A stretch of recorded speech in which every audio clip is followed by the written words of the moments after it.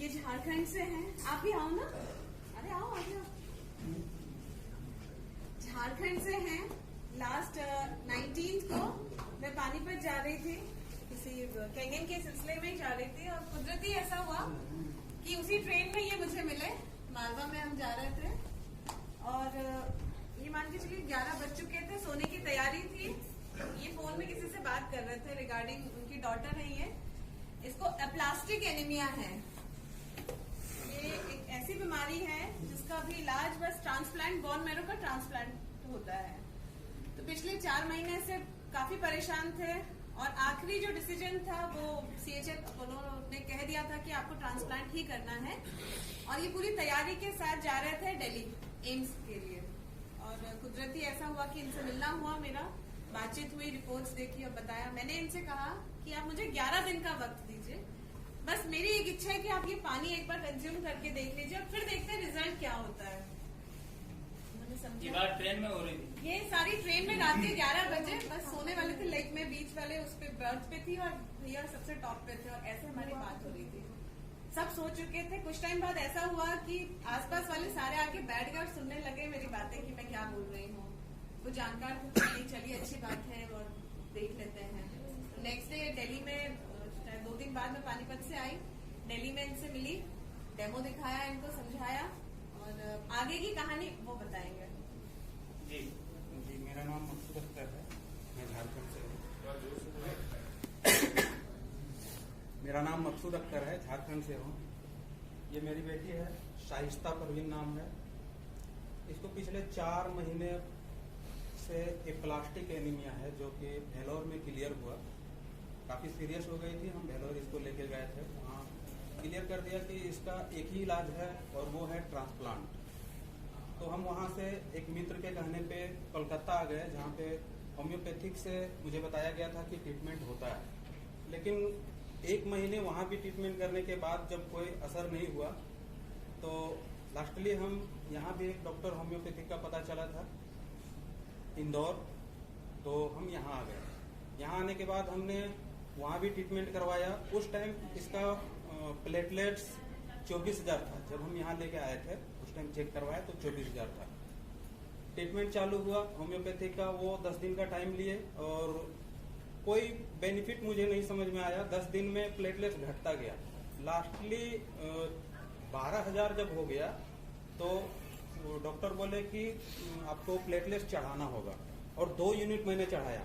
फिर next day जब इसका चेक करवाया प्लेटलेट्स तो CBC करवाया तो 6,000 आ गया, यानी चढ़ाने के बाद भी वो खत्म हुआ।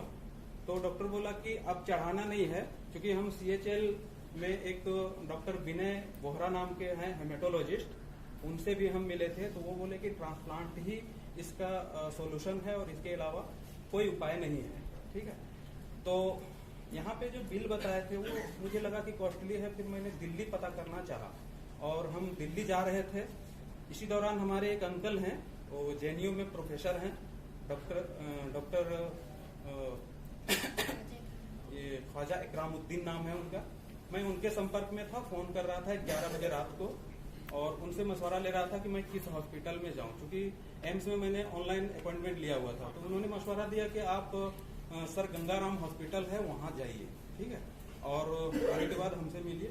तो यही तब हम शेयर कर रहे थे तो मैडम शुक्रिया जी हमको बात जब फोन खत्म हो गया उसके बाद बोले कि भैया आपको क्या प्रॉब्लम है, सो आप हमसे शेयर कीजिए। फिर मैंने बताया इनको, पूरा रिपोर्ट दिए। देखने के बाद ये बताई, कुछ बुक वगैरह में दिखाई कि इसका सॉल्यूशन हमारे पास है और ये कैंगन वाटर से है। वाटर थेरेपी आपको हम सिर्फ 10 से 11 दिन का टाइम लेंगे। आपने इतना समय बिताया है तो मुझे 10 और 11 दिन अगर दे सकते हैं तो हम इसका सॉल्यूशन आपका निकाल देंगे, बगैर ट्रांसप्लांट का ये ठीक हो सकती है। तो मैंने कहा ठीक है, मैं दिल्ली जा रहा हूँ, दिल्ली के बाद मैं वापस आता हूँ और इसको भी ट्राई करते हैं। और दिल्ली से मैं हमको मिले, जैसे बताया, वहाँ डेमो देखे। डेमो देखने के बाद वहाँ से हम पानी लिए लगभग 10 लीटर और 2-3 दिन के लिए वहाँ लिए थे, इसको पिला रहे थे। और वापस फिर हम वहाँ से सब कुछ करने के बाद मैंने अपना सारा पेपर तैयार कर लिया था ट्रांसप्लांट के लिए सर गंगाराम हॉस्पिटल में। उसके बाद हम वापस आ गए इंदौर।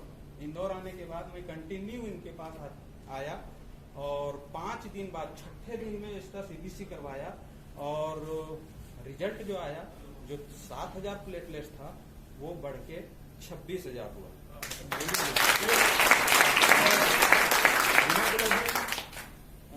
6.2 ग्राम था।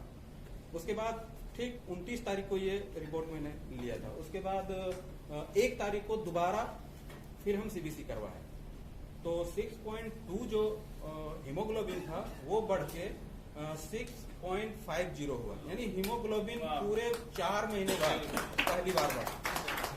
अभी तक बस डिक्रीज हो रहा था 4 महीने पहले जब इनको ये बात तो पता जितने चली। बार हमने उसको पहली चेक बार किया, हर बार वो नीचे जा रहा था। मैं पूरे 4 महीने में इसको 8 यूनिट ब्लड दे चुका था और 8 यूनिट प्लेटलेट्स चढ़ा चुका था। अब मुझे जिस हिसाब से लग रहा है कि अब चढ़ाने का नौबत नहीं आएगा, धीरे धीरे इंक्रीज कर रहा है। ये क्या महसूस कर रही है पानी पीने के अच्छा बाद? महसूस कर रही हूँ। पहले से ज्यादा ताकत आई है मुझमें। पहले मैं थोड़ा सा भी ढंग से चल नहीं पाती थी, अभी लगभग 1 किलोमीटर बिना थके चल सकती हूँ। बाथरूम तक जाने में इसको काफी प्रॉब्लम हो रहा है। यानी जब मैं वेलोर गया था तो मेरे पास इतना कम टाइम बचा था, मुझे लग रहा था कि अगर हम बाय ट्रेन जाएंगे तो शायद बहुत कुछ हो चुके होंगे। तो मैं बाय एयर वहां पहुंचा था और तुरंत जाके एडमिट किया था। और मैं कुर्बानी, जो हम लोग का ईद उल अजहा होता है जिसमें नमाज पढ़ा जाता है, हॉस्पिटल में बिताया था। इस साल मैं नमाज भी नहीं पढ़ पाया था, इस हालत में था। तो वहां जाने के बाद क्लियर हुआ कि इसको एप्लास्टिक एनीमिया है और पूरा कहानी ये सब। ये बच्चे की मम्मी क्या महसूस कर रही है? अच्छा महसूस कर रही हूँ। मुझे लगा